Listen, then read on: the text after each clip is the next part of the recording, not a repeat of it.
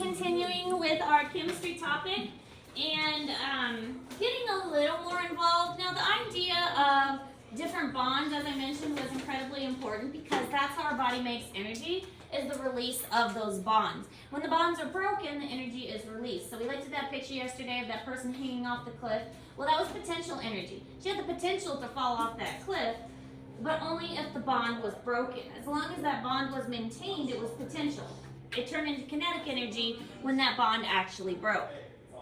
So this is in Google Classroom for you. Again, that's what the star means.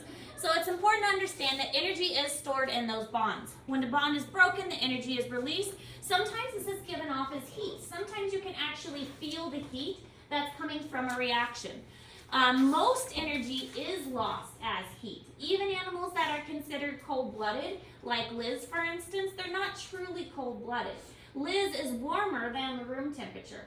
Yes, it can't make as much heat as warm-blooded animals can like us, but they still make some heat. In reaction, things get rearranged, but nothing is lost or destroyed. It just changes into something else.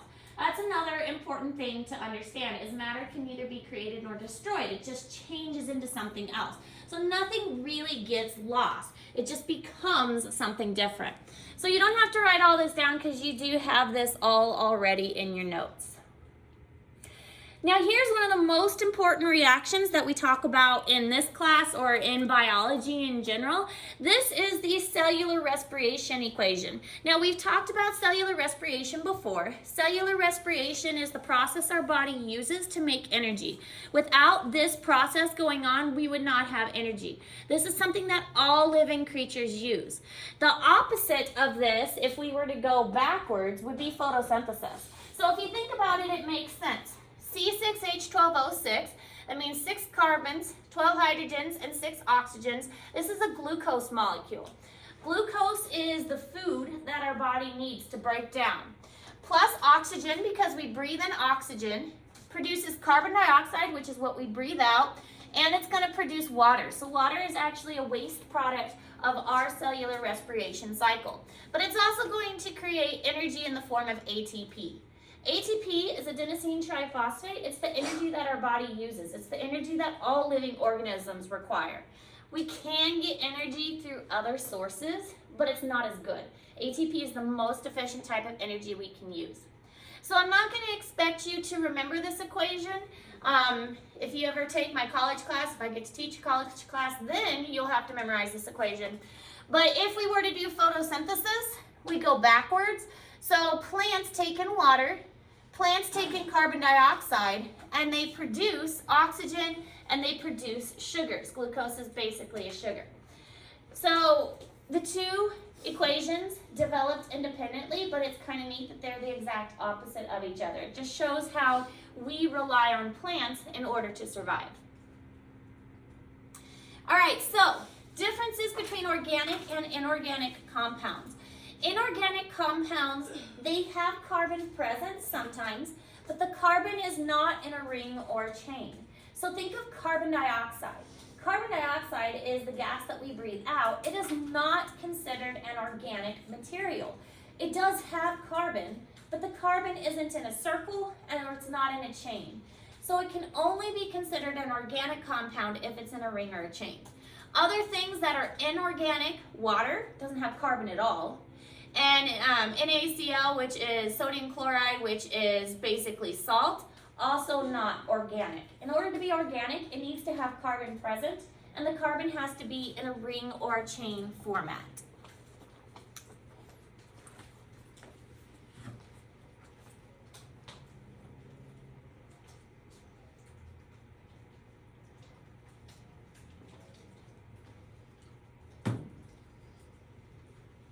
You probably hear the term organic a lot when it refers to like food products. This food was grown organically. Well, that has a different meaning in like the food industry than it does in science. Organic refers to something that has carbon, and the carbon is in a ring or a chain. Organic in the food industry means that it's grown without chemicals, and it's grown in a natural setting, and it's grown without harmful preservatives and stuff like that. Different meanings.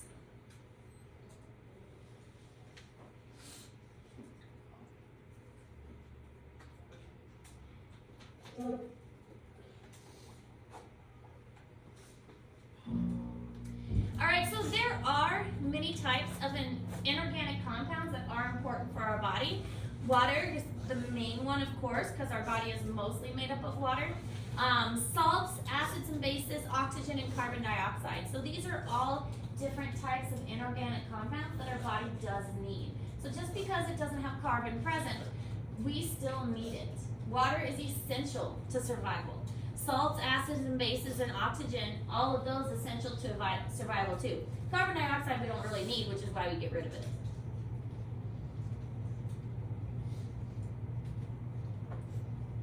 And you really don't have to write this down. You should probably know at least one or two inorganic compounds, but you don't need to know all of them.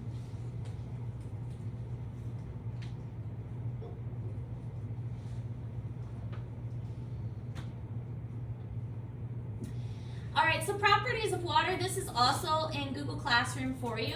Water, as we talked about yesterday, has a lot of unique properties, and you also kind of figured this out as you were doing your vocabulary assignment. It has a high heat capacity, so it can hold a lot of heat. If you, well, we have water around here, so you've probably noticed that ponds will freeze at the edges, but the center will often stay, or often be the last thing to freeze. That's because water holds heat. Also, fish can survive in a pond throughout wintertime if it's deep enough, because the bottom typically doesn't freeze if the pond is deep enough, because it does hold heat well. It maintains that temperature so the fish can survive. Universal solvent, meaning that lots of things dissolve in it. It does react to a lot of different materials. It causes a cushioning, so it absorbs impact. A lot of people will use like water balloons or water beds or things like that as an absorber. High heat vaporization can form the hydrogen bonds. The hydrogen bonds, again, help to make it stick together, help to make it stick on surfaces. That's why you get like dewdrops on the window. And a major component in all living things. So of all the inorganic materials, water is probably the most important.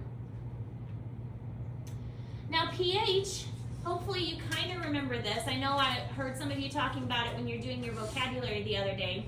pH measures relative concentrations of hydrogen ions. So the whole thing about the pH scale is how many hydrogen ions are present. If there are a lot of hydrogen, then you're going to have a low pH, so it's going to be very acidic.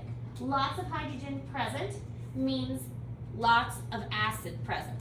Not many hydrogen present means there's not very acidic and it's more basic.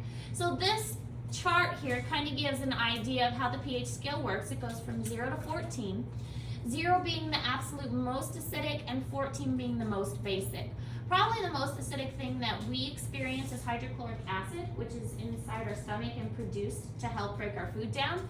And one of the most basic things that we will encounter is oven cleaner. Oven cleaner and most cleaning products in general are really basic. We don't typically clean with acid, although vinegar can be used with cleaning. Most of the household cleaning products like bleach and things like that are actually going to be on the basic side. The idea of buffer, though, is also super important. Buffers are a weak acid or weak base that are used to help neutralize a stronger acid or a stronger base. So our body uses a series of buffers as well. Once the food comes out of the stomach, it'll come out with some acid that our stomach has produced. However, our small intestines is not equipped to handle that acid. So it will release buffers at the beginning of the small intestines to neutralize that acid as it's coming out of the stomach.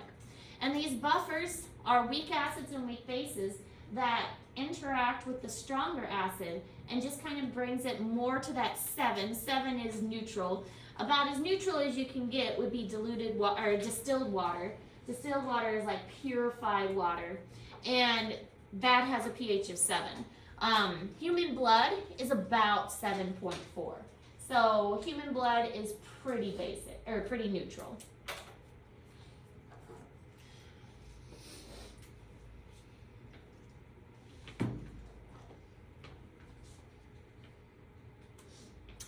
Alright, so then organic compounds are equally as important. Organic compounds do have carbon. That's what makes them organic. They have to have carbon in some form, but specifically the carbon is found in rings or in chains. Remember, carbon dioxide, it's not a ring or a chain, so that's why it's inorganic, but carbon that is in rings or chains is considered organic. Most of them are going to be covalently bonded. You're not going to find a whole lot of ionic bonding with the organic compounds. Now, I never say never, because in science there's always exceptions, but most of the time it is going to be a covalent bond. And then the example that we already talked about is glucose, C6H12O6. So 6 carbons, 12 hydrogens, and 6 oxygens.